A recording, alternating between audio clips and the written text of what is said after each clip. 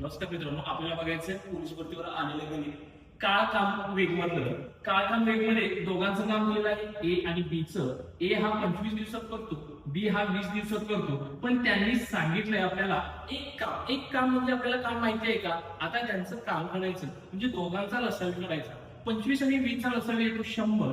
म्हणजे ए ला हे 100 काम करायचं आहे, बी ला हे 100 काम करायचं म्हणजे 100 लाडू खायचे.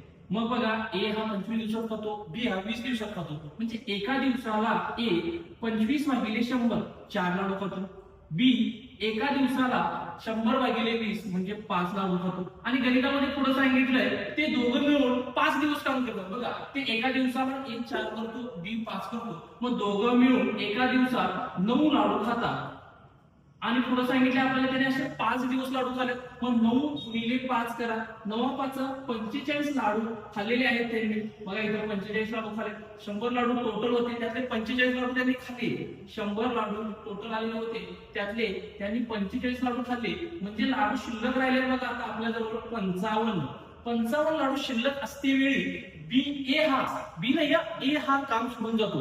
म्हणजे राहिलेलं काम कोण करणार आहे? बी. म्हणजे बघा, बी चं राहिलेलं काम आहे, बी हा 55 लाडू जे शिल्लक आहेत ते करणार आहे. म्हणजे 55 भागिले 5.